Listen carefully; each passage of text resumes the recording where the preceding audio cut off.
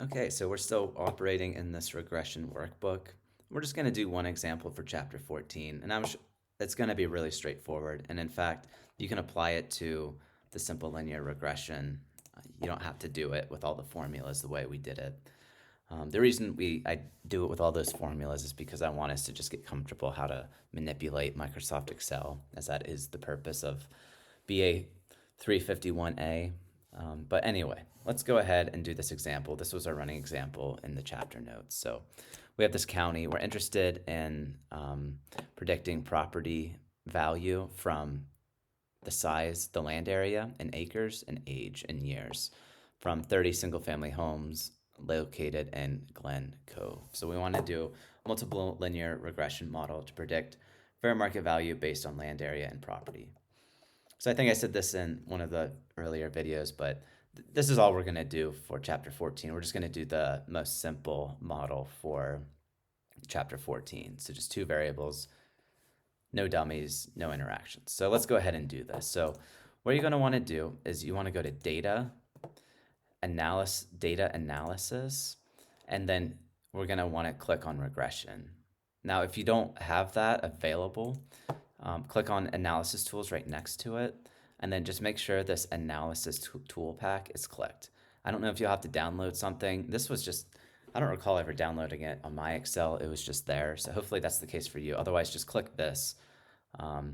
You could also, if for some reason you're having issues, go ahead and do a Google search on that and see if there's just like an easy way to have this installed. But hopefully it's very straightforward. So go ahead to this data analysis button and we want to click on regression and then click OK. So we're going to input our Y range and then our X range. So our Y range is just the value, right? So let's go ahead and highlight our Y range. So let's go ahead. I'm going to go ahead and get the label as well. So I'm just going to highlight from B1 all the way down to B31. And then for input X range, we have two variables, which is property size and age. So they're right next to each other. So let's go ahead and highlight these two columns. So from C1 down to D31. And then make sure this labels thing is clicked.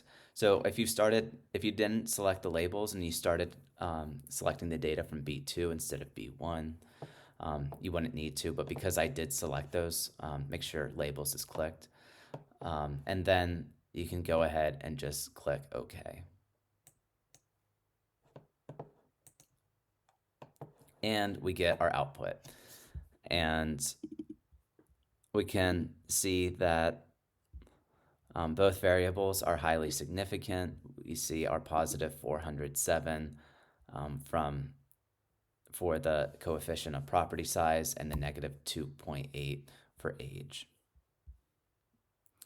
So we can now go ahead and do some prediction. So if you actually look at the problem, the prediction, it was looking at land area. So it said 0.25. It gave us age of 55 years. And then we wanted to get the predicted value. So let's do that. So I'm gonna just clean this up a little bit. So I'm gonna merge and center that, maybe bold it. Let me bold these and center these. Okay, so our predicted value for land area of 0.25 and age of 55. So we'd say equals. So we take our intercept. So I do intercept and then plus. So the coefficient of property size times land area plus coefficient of age times our actual age, which Excel is not letting us do that. It would be B24. Enter. And we get our estimate of 478.67. Okay. So we need to check some assumptions. So recall we needed one of our new assumptions. Actually, let me rename this MLR. This tab MLR, because that's what we're doing right now. So we can see, sorry, let me back up for a moment. So we've done our prediction for a given land area and age. We get 478. Let's go take a step back and look at our model fit. We can see our R squared is 0.698 and adjusted R squared is 0.676. So these are given to us right away. And all of our standard errors and t-statistics, p-values are provided. So like we said, our property size and age significant? Well, yes, they are, because our p-values right here, those are both less than 0.05. So we can say that they're both significant at the alpha 0.05 level of significance. And then we get our confidence intervals. So these are right here. So our confidence interval for property size, so our estimate is 407, but our 95% confidence interval is from 274 to 540. And then our age is from -4.2 to -1.4. Okay.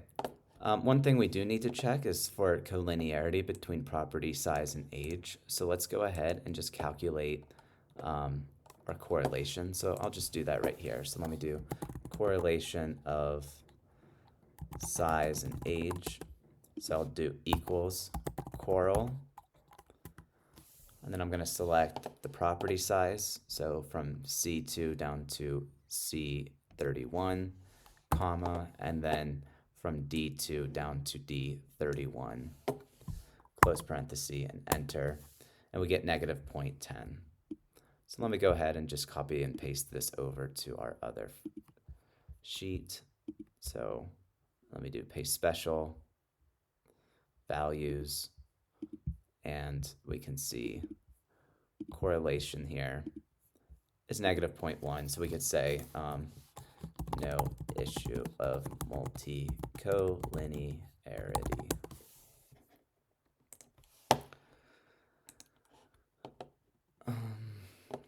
Okay, so I think the only other thing to do for this example is to calculate a few more of our, or look at a few more of our assumptions. So I just pasted our coefficients in here. So if we wanted to get our predicted miles per gallon, we could do equals intercept plus property size times our actual property size plus our age coefficient times our actual age. And then of course we need to lock our coefficients in with our dollar signs.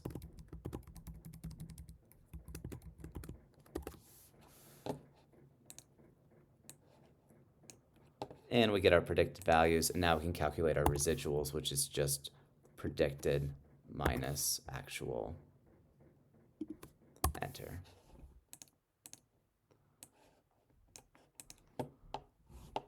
Okay, and we have our residuals, so now we can go ahead and do a scatter plot. So insert scatter. Sorry, I didn't actually want a scatter plot. I wanted a histogram, so insert histogram, and we get our histogram of residuals.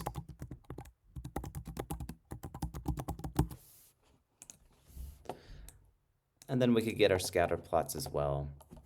And so if I wanted to do scatter plot, so let me just grab two sets of data, do insert scatter, and then right click and do select data. So what we want is to compare our x values with residuals. So that means my x values here, I would want to have C for property size. So I'm going to do C's here and x values. And then for y values, I do the residual, which is in column J. So I change this to J and enter. And we get our scatter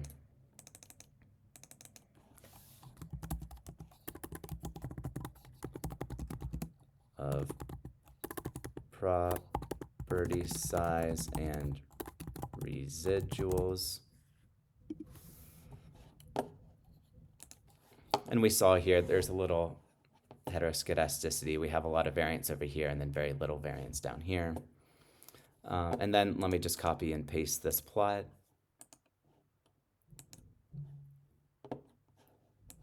Oh, that didn't work. So let me do copy, paste. And now I'm going to right click, select data. And now all I want to do is change out the C's to D's here because I want to change it from property. I want to change it from property value to age. So where this says C and the X values, we're going to change that to D. And we can get our scatter plot between property size and residuals. And we can see the variance is a little bit more constant throughout in this plot. Okay, so if we want, we could then copy paste these over so we can have everything in one area.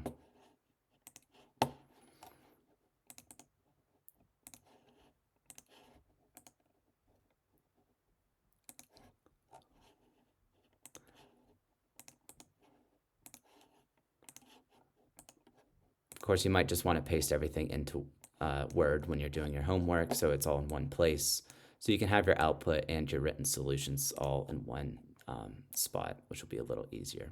But here I'm just kind of putting all our output into one tab so we can get everything. Okay, and that's it. So it's to get the output, it's pretty straightforward with that regression button. And if you want, we could have done this with our simple linear regression example. So let's just do that real quick. So let's go ahead and go to data, data analysis, regression, and then for Y range, we want this to be from miles per gallon, and then for the B range, we can do horsepower. Make sure labels is checked, and we can actually go ahead and get residuals, residual plots, normal probability plot. Let's just do everything. Okay. And it gives you everything. So we have been doing all of this by hand. So I'm sorry if you're mad at me because I didn't show you how to do this before. But here we can see our normal probability plot. So if it's in about a straight line, that indicates normality of residuals. And then here you can see horsepower versus residual. This plot even gives you the predicted values. So I know you had to listen to me talk at you for a while, which probably wasn't fun. But like I said, I want us to just be comfortable making things from scratch ourselves. So how about, last thing I'll do, I'm going to create a copy of this multiple linear regression data tab. So let's just deal with what we started with. So we made all these plots by hand and calculated the residuals. But let me just start over again. Let's do analysis, regression. So our Y range, we want the value. For the X range, we wanted property size and age. Make sure labels is checked. We click our residual plots, normal probability plots. And if we just hit OK, you get a new tab with everything. So you don't even have to make the plots by hand. And you don't need to keep all of these. Let's see, you would want to keep the normal probability plot. So they do a normal probability plot instead of a histogram. But you can just use the residual plot here. So we have age versus residuals. Up here we have property size versus residuals. We don't really need these plots, so I'm going to get rid of those. And there. So if you want, you can actually do your homework in terms of the Excel component, probably in like 10 minutes or so. So anyway, thanks for bearing with me, but this is how you can use Excel very effectively.